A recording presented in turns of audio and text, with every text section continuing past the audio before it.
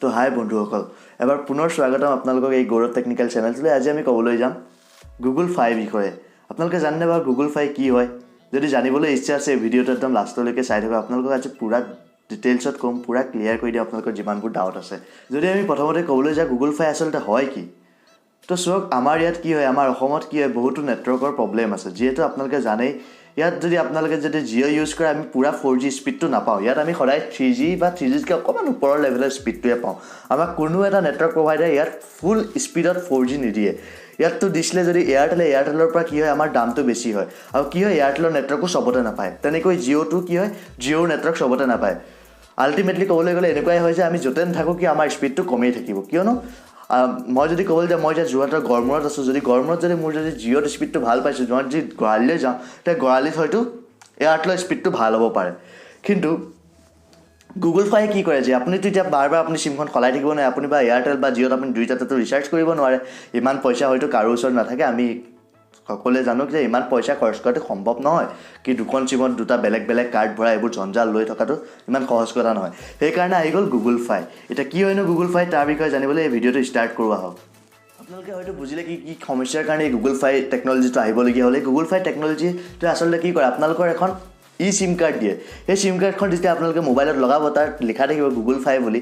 সেই গুগল ফাই চিম কাৰ্ডখন যেতিয়া আপোনালোকে মোবাইলত লগাব আৰু সেই গুগল ফাই চিম কাৰ্ডখন আপোনালোকে ৰিচাৰ্জ কৰিব, তাতো একেই যেনেকৈ আমি জিঅ'ত এতিয়া 399 দি পেলাই 2GB বা 1.5GB পেকটো কিনি লওঁ, ঠিক তেনেকৈ আপুনি তাতো পেক থাকিব, তাৰ পৰা পেকটো কিনি ল'ব। কিন্তু গুগল ফাই এইটো কি হয় যে তাৰ নিজৰ কোনো টাৱাৰ নাই, নিজৰ কোনো কাষ্টমাৰ কেয়াৰ নাই। ই কি কৰিব, আপোনাৰ প্ৰত্যেকটো মুহূৰ্তত আপুনি যোনখন জেগাত আছে আপোনাৰ কাৰেণ্ট লোকেশ্যনত কোনটো নেটৱৰ্কৰ কোনটো প্ৰভাইডাৰে বেছি স্পীডত নেটৱৰ্ক দিব পাৰিব সেইটোৰ লগত আপোনাক কানেক্ট কৰি দিব। মানি লওক কি মই এতিয়া গড়মূৰৰ মোৰ ৰুমত আছোঁ, মোৰ ৰুমত আপোনালোকে মানি লওক যে ইয়াত এয়াৰটেলৰ স্পীডটো বেছি আছে। তো কি কৰিব, মোক গুগল ফাই কি কৰিব যে মোক এয়াৰটেলৰ নেটৱৰ্ক এটাৰ লগত কানেক্ট কৰাই দিব। তাৰ ফলত মোৰ বেনিফিট কি হ'ল, মইতো দাম একে ভৰিছিলোঁ, কিন্তু মই এতিয়া এয়াৰটেলক বহুত স্পীডৰ নেটটো ব্যৱহাৰ কৰিব পাৰিছোঁ, য'ত হয়তো মই ডাউনলোড স্পীড 10 Mbps হয়তো পাই যাব পাৰোঁ, কাৰণ ইয়াত একদম পূৰা টপ লেভেলৰ যোনটো স্পীড আছে সেইটো মই পাম। আৰু কি কৰোঁ, মই যদি গুৱাহাটীলৈ যাওঁ, এতিয়া গুৱাহাটীততো জিঅ' স্পীডটো ভাল আছে, ধৰা হৈছে দেই, এইবোৰ মই সঁচাকৈ কোৱা নাই, মানে ধৰা হৈছে।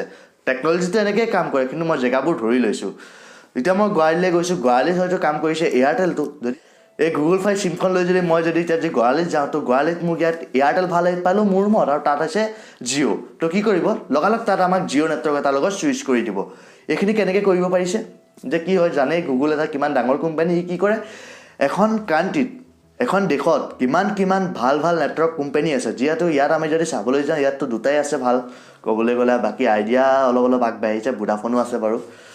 ইয়াত আহিলে যদি আমি যদি জিঅ' আৰু এয়াৰটেল আৰু আইডিয়া এই তিনিটা নেটৱৰ্ক কিনি ল'লেহি গুগল ফাই কিনি লোৱাৰ পিছত কি কৰিব, ই নিজৰ চিমক এজন ব্যক্তিক, মানে য'ত তেওঁ থাকে, য'ত তেওঁ থকাৰ লোকেশ্যনত য'ত ভাল স্পীডৰ যোনটো প্ৰভাইডাৰে নেট দিব পাৰে, যোনটো অপাৰেটৰে নেট দিব পাৰে, সেই অপাৰেটৰটোৰ লগত তেওঁ কানেক্ট কৰাই দিব।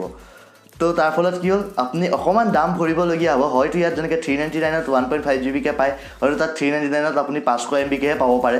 কাৰণ কিয়তো জানে আপোনালোকে একদম বেষ্টৰো বেষ্ট, ভালৰো ভালটো আপোনালোকে পাব ইয়াত নেট। কিয়, কাৰণ চুইচটো কৰিয়ে থাকিব আপোনাৰ প্ৰত্যেকটো অপাৰেটৰৰ লগত, আৰু ইয়াৰ নিজৰ কাষ্টমাৰ কেয়াৰ কিয় নাই। যদি আপুনি যদি ইয়াত যদি জিঅ'ৰ টাৱাৰৰ লগত কথা পাতিব বিচাৰে, আপোনাক জিঅ'লৈ কল কৰাই লগাই দিব। কলটো লগাবলৈ আপোনাক দৰকাৰেই নহয়, কিয়নো কাৰণ বেষ্টটোৰ লগত আপোনাক কানেক্ট কৰাব। ভালৰ ভালটো কেতিয়াও বেয়া হ'ব নোৱাৰে। তো এনেকৈয়ে কাম কৰে। আৰু ইয়াৰ এটা বেনিফিট কি আছে জানেনে, আমি এতিয়া যদি মই ৰিচাৰ্জ কৰিলোঁ 2000 টকা এটা ৰিচাৰ্জ কৰিলোঁ, আৰু আমাক ক'লে প্ৰত্যেক বছৰে গোটেই বছৰটোৰ কাৰণে তুমি 1GB নেট পেক পাই যাবা। কিন্তু আমি কি কৰোঁ, 365 দিনৰ ভিতৰত 1GB ইউজ নকৰোঁ। প্ৰত্যেক দিনা আমি 500 MB 800 MB ইউজ কৰোঁ। যোনখিনি বাকী থকা MB সেইখিনি কি কয়, বেলেগবোৰ অপাৰেটৰে কি কয়, সেইখিনি খাই দিয়ে, সিহঁতি পইচাৰ বেনিফিট হিচাপে লৈ লয়। কিন্তু গুগল ফাই তেনেকুৱা নকৰে, গুগলে গাদ্দাৰি নকৰে। কি কৰে, সেই পইচাখিনি আপোনাক পুনৰ ঘূৰাই দিব বেংক একাউণ্টত। আপুনি যদি 1 বছৰৰ কাৰণে ৰিচাৰ্জটো কৰিলে, আপোনাৰ চাব ডেইলি কিমান ইউজ কৰিলে, আৰু যিখিনি থাকি গ'ল সেইখিনি টোটেল পইচাটো কেলকুলেট কৰি পেলাই আপোনাক সেই পইচাটো আপোনাৰ বেংক একাউণ্টত ঘূৰাই দিব। কিয়নো গুগলেও এক্সট্ৰাকৈ এই অপাৰেটৰবোৰক পইচা দিব নিবিচাৰে। এইবোৰ এনেও আমাক লুটি খালে বহুত জনম। এতিয়া জিঅ' অহাৰ পৰা এইবোৰ ভাল হৈছে। তো এনেকৈয়ে কাম কৰে গুগল ফাই বস্তুটো। আশা কৰোঁ আপোনালোকৰ প্ৰত্যেকটো ডাউট ক্লিয়াৰ হৈ গ'লে গুগল ফাইটোৰ বিষয়ত।